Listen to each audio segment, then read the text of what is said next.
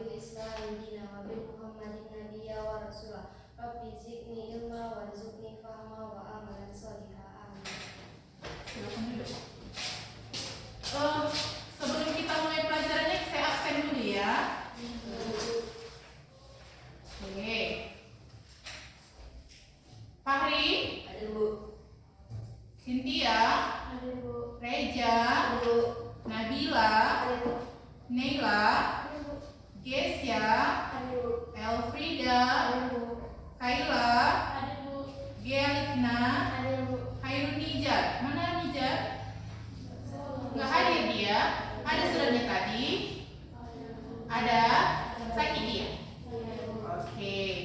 Hari ini kita mau masuk materi pelajaran yang baru. Sebelum kita masuk materi pelajaran yang baru, saya mau tanya, masih ingat nggak materi pelajaran kita sebelumnya? Tentang apa?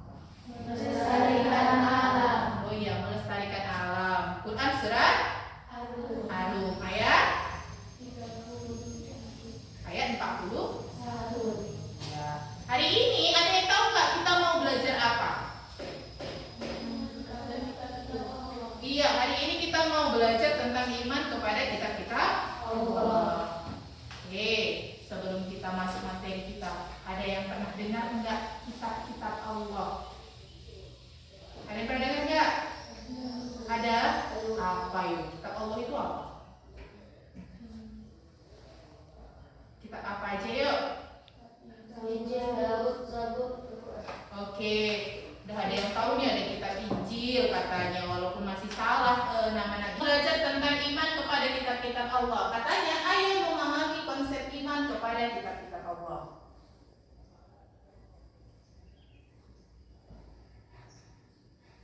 Nih, ada sebuah permasalahan, ada sebuah kasus, ada sebuah latar belakang yang harus kita pecahkan. Coba baca dulu satu orang.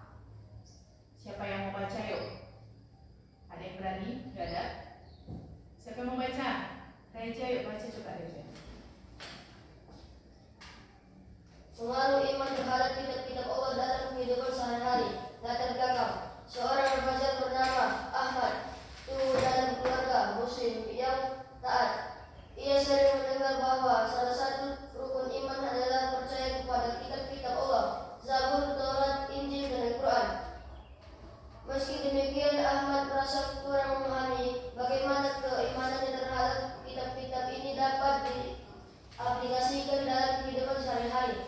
Masalah: Ahmad mulai menghadapi tantangan ketika berinteraksi dengan teman-temannya yang berasal dari berbagai latar belakangnya. Sebagai dari mereka berbicara tentang Taurat dan Injil, sementara Ahmad hanya mengenal Al-Quran.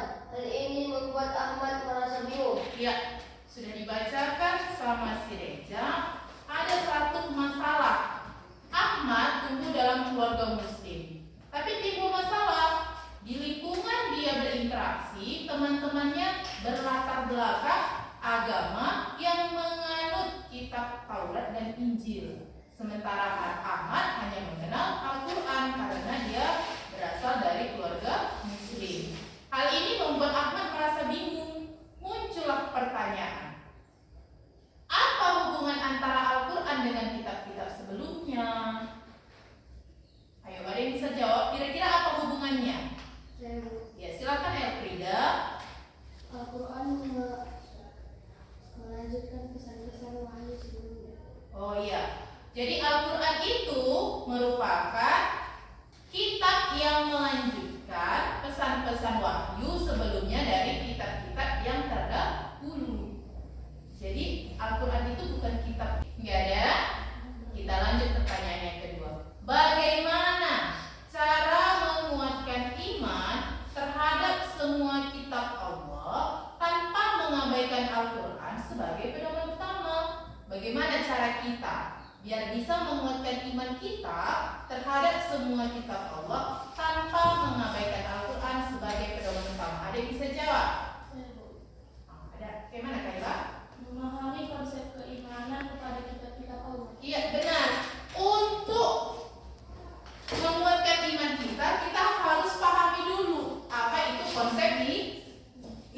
konsep iman. Jadi kalau kita sudah tahu konsep iman, kita mampu menguatkan iman terhadap semua kitab Allah. Walaupun pada dasarnya pedoman kita adalah Al-Qur'an. Ada jawaban lain? Iya, apa Gea? Membaca dan memahami Al-Quran dengan benar.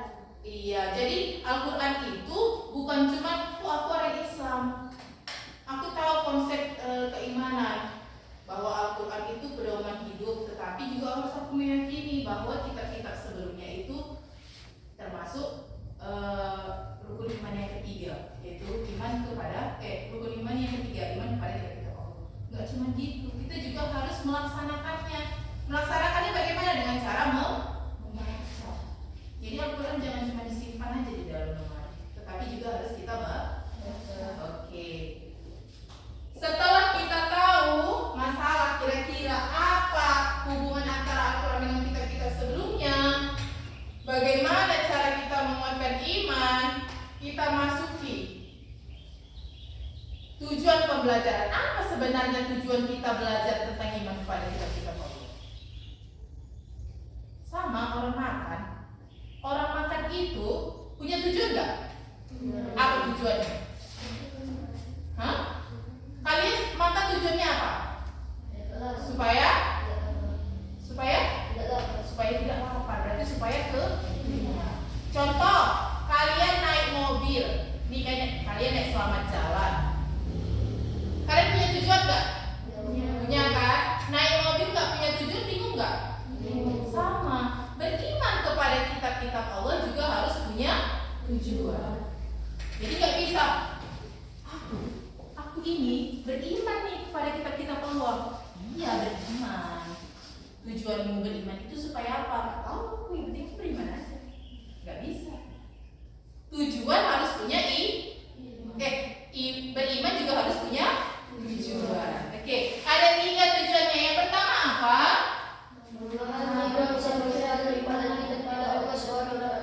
Iya, yang pertama itu kalau kita udah beriman kepada Allah, kita harus paham.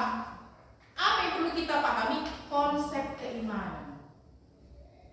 Jadi konsep keimanan itu, konsep itu apa? Pengetahuan kita tentang keimanan. Kalau kita sudah paham konsep keimanan, berarti kita tahu rukun iman itu rukun iman yang keberapa. Terus bagaimana cara kita beriman kepada kitab-kitab Allah, kita harus tahu. Kalau sudah kita memahami konsep keimanan. Yang kedua, oke, setelah kita tahu tujuan pembelajaran kita tadi apa, ada pertanyaan pemantik. Ada pertanyaan yang bisa memicu kita untuk mengetahui apa tujuan dari pembelajaran iman kepada kitab-kitab Allah. Perhatikan di depan.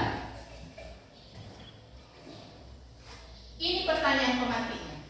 Oke, yang poin pertama katanya, mengapa kita harus percaya kepada kitab-kitab Allah Subhanahu wa taala? Mengapa ya? Siapa yang bisa jawab?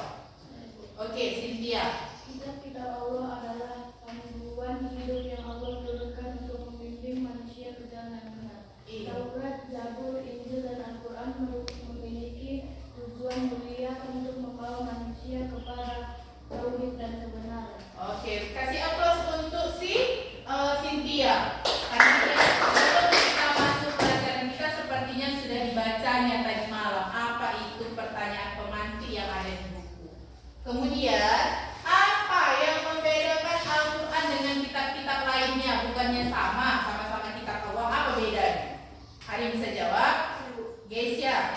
Al-Quran diturunkan sebagai pedoman untuk seluruh umat manusia, tidak terbatas pada bangsa atau kaum tertentu. Sedangkan kitab-kitab terdahulu diberlakukan untuk kaum Nabi yang menerima mukjizat bangsa itu. Oke, jadi perbedaannya kalau Al-Quran itu sebagai pedoman untuk seluruh umat, sedangkan kitab-kitab lainnya untuk pedoman juga, tapi hanya untuk kaum pada saat itu saja. Oke, yang ketiga, bagaimana Al-Quran mengajarkan kita untuk bersikap toleransi? Bagaimana caranya? Bagaimana, Reza? Pengakuan keberagaman agama. Untuk agamamu, untuk kebelah agamaku. Surah Al-Kafirun ayat 6. Ayat ini menunjukkan bahwa Islam menghormati pilihan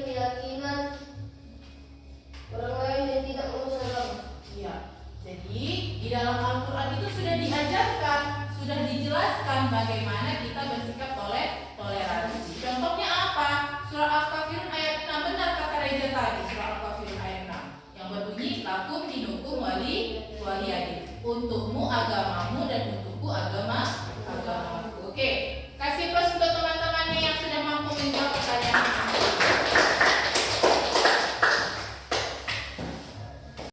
Oke, setelah kita tahu sedikit tujuan yang mau kita capai, kemudian kita juga sudah tahu gambarannya. Oh, ternyata Al-Quran itu seperti kitab-kitab Allah itu ada 4, ada Taurat, ada Zabur, ada Injil, ada Al-Quran.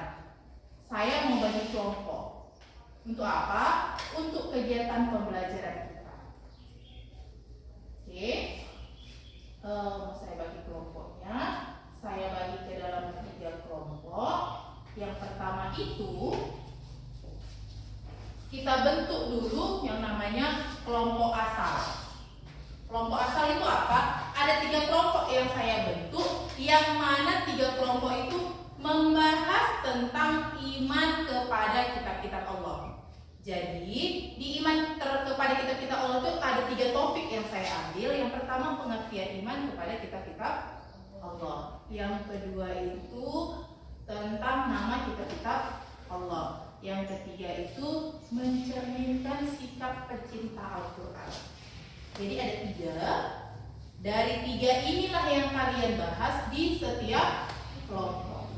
Oke, saya bagikan dulu kelompoknya. Begitu saya panggil nanti langsung pindah ya tempat duduknya ya. Orangnya aja satunya nggak usah. Ya.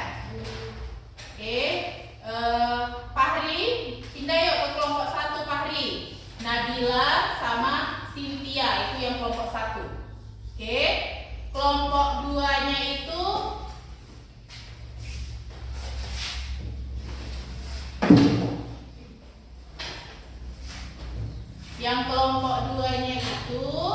si Gea sama si Keila sama si Naila. Posisinya di tengah, itu kelompok 2. Yang kelompok 3 itu ada Reza, Frida sama Kesia.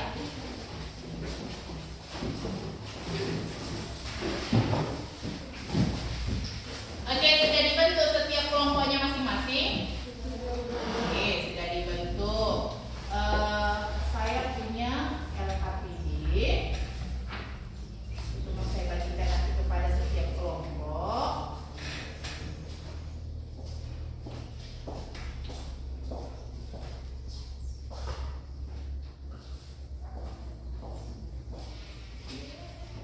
Terus dari setiap kelompok itu ada berapa tadi?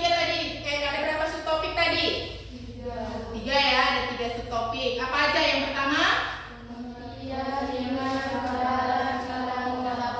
Yang kedua? Yang ketiga? Oke, dari ketiga kelompok itu kalian bagi kepada 3 orang temanmu. Jadi bebas pilih. Yang misalnya kelompok 2 ada Keila, ada Gea sama ada Naila. Oh, Gea mau bahas tentang pengertian iman kepada kitab-kitab Allah, berarti itu Gea.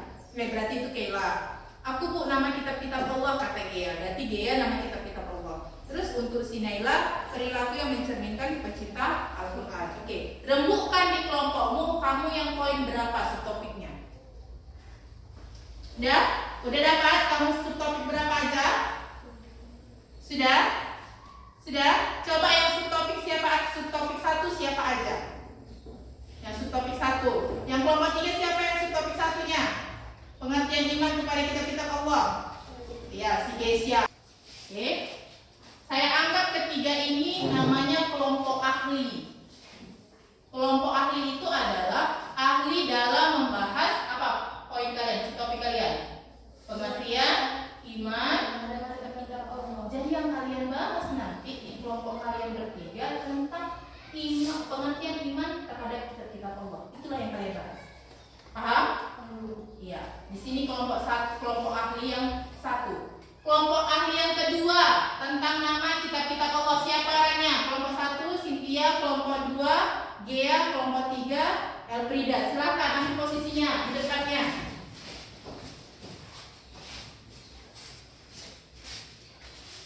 Kalian kelompok ahli 2 tentang Nama-nama kitab Allah. iya, nama-nama kitab Allah.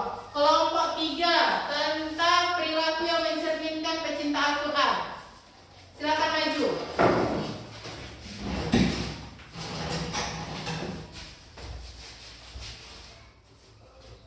Oke, kalian kelompok 3, kelompok ahli 3, subtopik 3 tentang perilaku mencerminkan pecinta. Iya. Sekarang kalian duduk per kelompoknya ini. Kelompok ahli. Paham? Berdasarkan kelompok ahli. Jadi kelompok 1 duduknya tetap di kelompok 1, kelompok 2 tetap di kelompok 2, kelompok 3 tetap di kelompok 3 dengan catatan di kelompok ahli kelompoknya, bukan kelompok asal. Paham? Silakan ambil posisinya.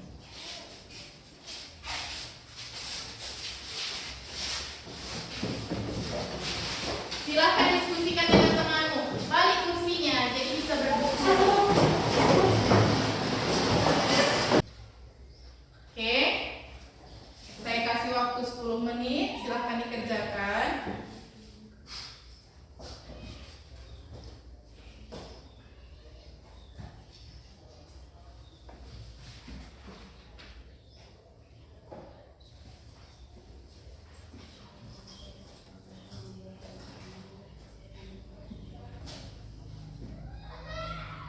Oke, sudah selesai? Sudah? Kalau sudah selesai di kelompok ahli, kembali di kelompok asal. Tadi kelompok asal di kelompok berapa? Silahkan kembali ke posisi kelompok asal untuk menyampaikan informasi yang kalian peroleh di kelompok ahli. Itulah yang kalian tuliskan di LKPD. Silakan tuliskan di LKPD kalian masing-masing.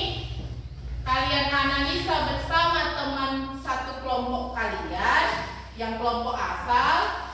Apa itu pengertian iman kepada kitab Allah? Apa saja nama-nama kitab Allah? Terus perilaku apa yang mencerminkan pecinta Al-Quran? Silahkan tuliskan di lembar LKPD-nya. Analisa bersama teman kelompokmu. Diskusi kembali tapi di kelompok asal. Oke, silakan kerjakan. Saya kasih waktu 10 menit.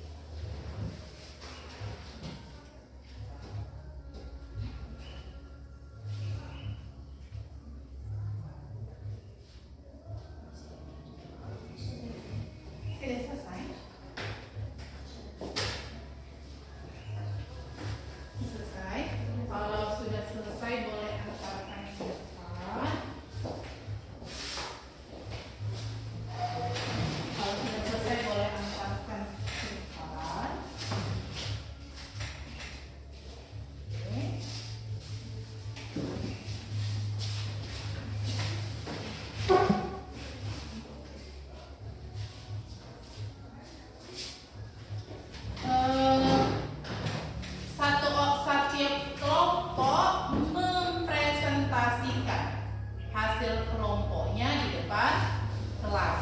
Ayo dimulai dari kelompok berapa dulu? Siapa yang bersedia ke depan? Ayo. Siapapun bisa yuk. Atau saya yang tunjuk. Yuk kelompok 3 dulu yuk. Coba presentasikan ke depan hasil diskusi kalian. Jadi yang mana tadi bagian dapat bagian subtopik 1, ahli di subtopik 1 dia membaca tentang ahli di subtopik 1. Kalau dia ahli di subtopik 2 berarti dia membaca tentang ahli di subtopik 2. Kalau dia ahli di subtopik 3 maka dia akan membaca di subtopik ke 3. Ayo silahkan kelompok 3 maju ke depan.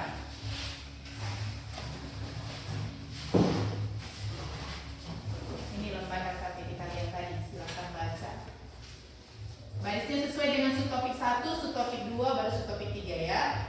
Kami ingin mempresentasikan hasil diskusi kami. Kami ingin mempresentasikan hasil diskusi kami yang tentang pengertian iman kepada kitab-kitab Allah. Diskusi kami yang kami diskusikan adalah iman kepada kitab-kitab Allah adalah keyakinan sepenuh hati bahwa Allah telah menurunkan kitab-kitab kepada Rasul atau Nabi untuk disampaikan kepada umatnya. Yang kedua, subtopik 2 itu siapa ahlinya? 2. Nama kitab-kitab Allah.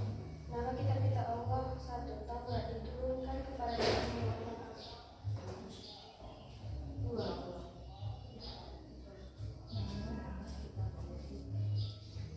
Nama-nama kitab Allah 1.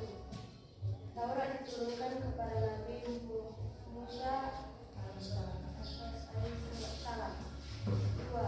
Zabur diturunkan kepada Nabi Daud alaihissalam. 3. Injil diturunkan kepada Nabi Isa alaihissalam. 4.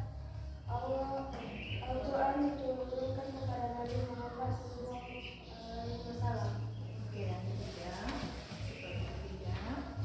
Perilaku yang mencerminkan pecinta Al-Quran. 1. Membaca Al-Quran. 2. Mengamalkan isi ajaran Al-Quran. 3. Mentadaburi isi Al-Quran tersebut. Oke, kasih yang plusnya untuk kelompok 3 ya. Oke, silakan duduk kembali. Oke, karena semuanya sudah mempresentasikan, sekarang saya mau setiap anak-anak untuk membuat kesimpulan sendiri apa yang sudah kita pelajari. Sudah dibuat kesimpulannya masing-masing? Sudah? Kita lanjutkan karena waktunya sudah mau habis ya. Kita lanjutkan materi kita. Untuk minggu depan ada PR di rumah.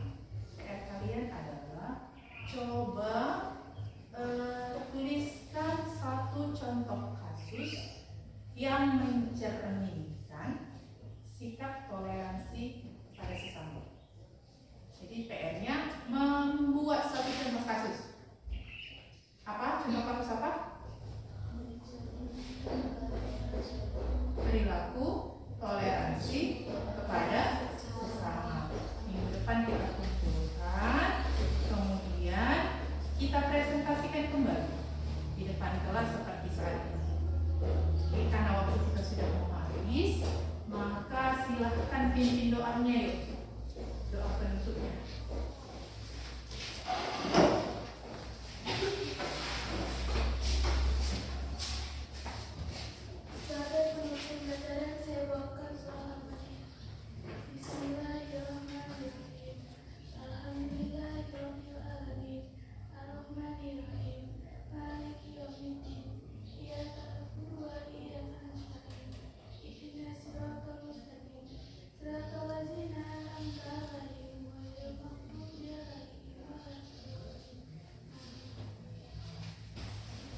akhiri pembelajaran kita dengan melafazkan hamdalah.